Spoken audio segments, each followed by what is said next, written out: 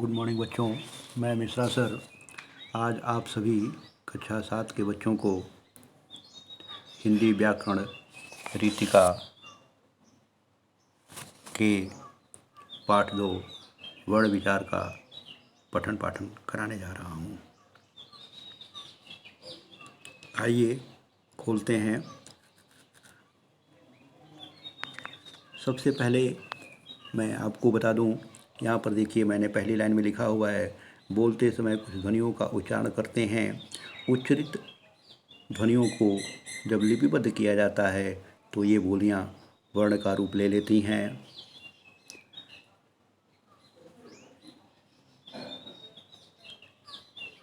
इसे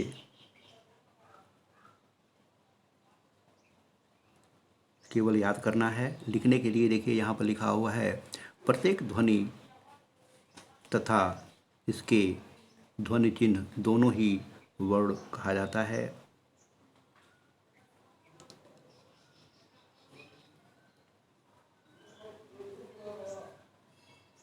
या भाषा की सबसे छोटी इकाई जिसके और टुकड़े नहीं हो सकते हैं,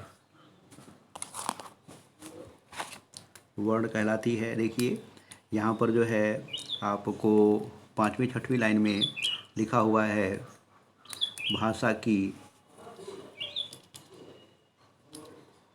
वह सबसे छोटी इकाई जिसके और टुकड़े नहीं हो सकते हैं वर्ण कहलाती है।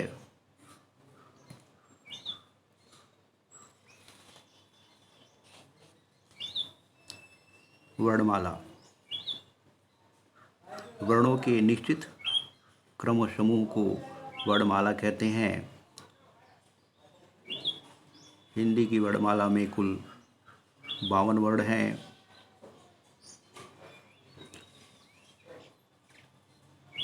ये अ से लेकर के औ तक स्वर में, व्यंजन में क से ह तक, और संयुक्त व्यंजन छ त्र ज्ञ स्र, अन्य वर्ण में ड़ ढ, अयोग वा में अनुस्वार चंद्रबिंदु विसर्ग, और आगत वर्ण आ ज फ ये आते हैं। तत्पश्चात हम नेक्स्ट हेडिंग लिखते हैं, वर्णों के भेद। उच्चारण और प्रयोग के आधार पर वर्णों को 2 भागों में बांटा गया है। वर्णों के 2 भेद होते हैं, स्वर एवं व्यंजन। कॉपी में लिखेंगे जिन वर्णों के उच्चारण से स्वर की हेडिंग डाल के लिखेंगे। अंडरलाइन पर यहाँ पर मैंने करके दिखाया आपको, जिन वर्णों के उच्चारण में किसी अन्य वर्ण की सहायता नहीं ली जाती है तथा जिनका उच्चारण करते समय मुख से वायु बिना किसी रुकावट के बाहर निकल जाती है, उसे स्वर कहते हैं। पुनः उसके नीचे की लाइन लिखेंगे, स्वरों की कुल संख्या 11 है, अ से लेकर के औ तक। नेक्स्ट हेडिंग डालेंगे कॉपी में, स्वर के भेद। उच्चारण में लगने वाले समय के आधार पर स्वरों के निम्नलिखित भेद हैं। ह्रस्व स्वर, दीर्घ स्वर, प्लुत स्वर। ह्रस्व स्वर की हेडिंग डाल करके और ये पूरी लाइन, जिन स्वरों के उच्चारण में कम से कम समय लगता है उसे ह्रस्व स्वर या वे ह्रस्व स्वर कहलाते हैं। ये अ ई उ री होते हैं। दूसरा हेडिंग डालेंगे दीर्घ स्वर।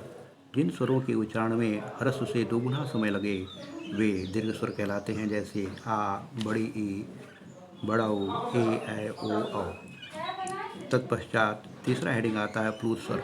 जिन स्वरों के उच्चारण में ह्रस्व से 3 गुना समय लगता है वे प्लुत स्वर कहलाते हैं, जैसे ओम, हे राम। यहाँ याद करने के लिए देखिए स्वर की मात्राएं दी गई हैं, इन्हें लिखने की आवश्यकता नहीं है, ठीक है। आप यहीं से याद कर लेंगे। जब स्वरों को व्यंजनों के साथ बोला जाता है तो उनके चिन्हों का प्रयोग किया जाता है, उसे मात्रा कहते हैं। ये दिखा हुआ है, कॉपी में लिखेंगे। फिर हेडिंग डालेंगे हम व्यंजन। जिन वर्णों का उच्चारण स्वरों की सहायता से किया जाता है तथा उच्चारण के समय वायु घर्षण के साथ मुख से बाहर निकलती है वे व्यंजन कहलाते हैं, जैसे क से ह तक के वर्ण। व्यंजन के भेद में आ जाता है मुंह, जिह्वा और हवा की स्थिति से व्यंजनों के 3 भेद होते हैं। स्पर्श व्यंजन, अंत्यस्थ व्यंजन और ऊष्म व्यंजन। पुनः हेडिंग डालेंगे स्पर्श व्यंजन, और ये पूरी लाइन लिखी हुई है। जिन वर्णों का उच्चारण करते समय जिह्वा यानी कि जीभ मुख के किसी न किसी भाग को उन्हें छूती है, उन्हें स्पर्श व्यंजन कहा जाता है। हिंदी वर्णमाला में कुल 25 स्पर्श व्यंजन हैं, जिन्हें 5-5 के वर्गों में बांटा गया है। क वर्ग में क से लेकर के अंग तक, च वर्ग में च से लेकर के इ तक, ट वर्ग में ट से अड़ तक, त में त से लेकर के न तक, प वर्ग में प से लेकर के म तक होते हैं। दूसरा हेडिंग डालते हैं अंतस्थ व्यंजन। जिन वर्णों का उच्चारण स्वरों और व्यंजनों के मध्य होता है, उन्हें अंत्यस्थ व्यंजन कहते हैं। ये य, र, ल, व हैं। ये पूरा लिखेंगे हम कॉपी में। इसके पश्चात जो है हम आते हैं ऊष्म व्यंजन। हेडिंग डालेंगे कॉपी में, लिखते हैं इन वर्णों के उच्चारण में हवा के रगड़ खाने से मुख में गर्मी अर्थात ऊष्मा उत्पन्न होती है, अतः इन्हें ऊष्म व्यंजन कहा जाता है। इनकी संख्या 4 है। श, खड़कोण वाला श, स, ह। नेक्स्ट हेडिंग डालते हैं कॉपी में संयुक्त व्यंजन। जब दो अलग अलग व्यंजन आपस में जुड़ते हैं तो वे संयुक्त व्यंजन कहलाते हैं। जैसे छ, त्र, ज्ञ, इनको जोड़ करके लिखा है। छ प्लस क प्लस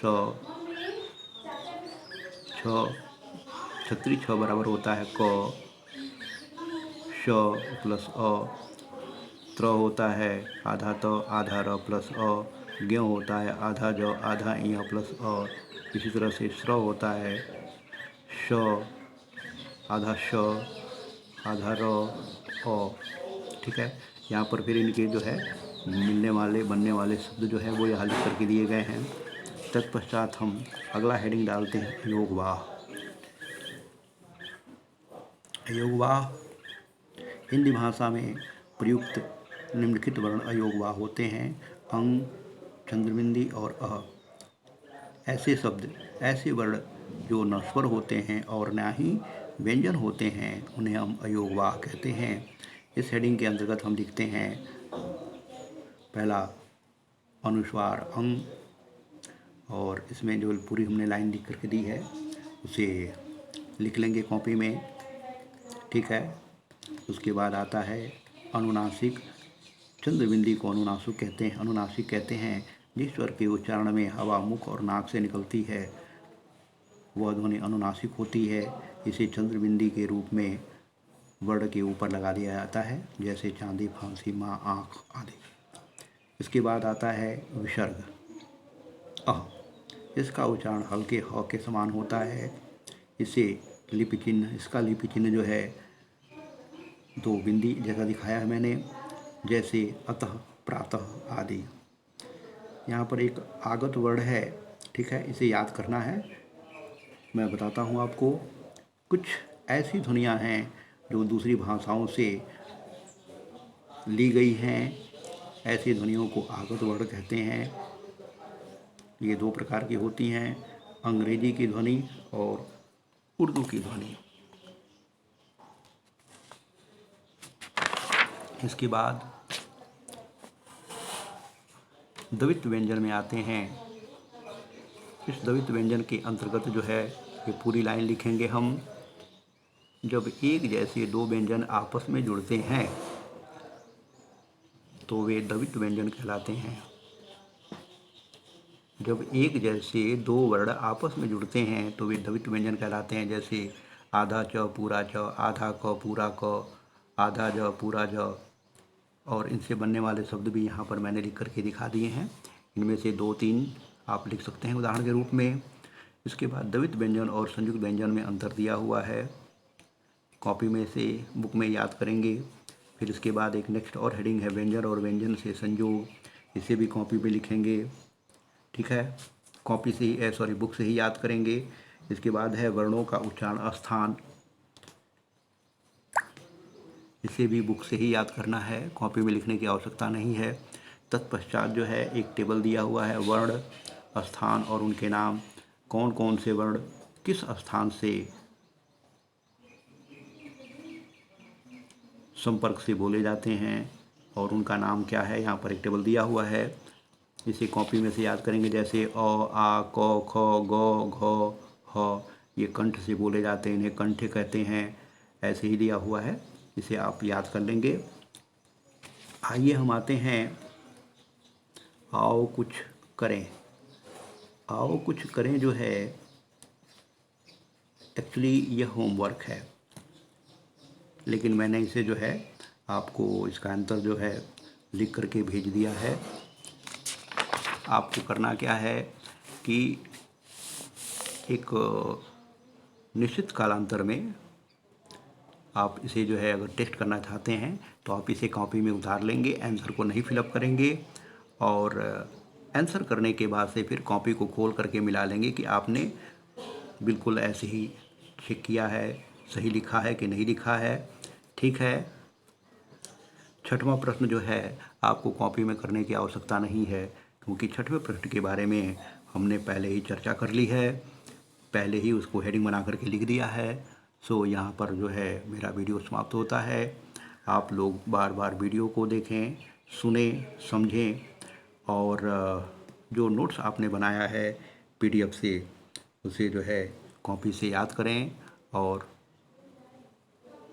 लाभ उठाएं। थैंक यू, धन्यवाद।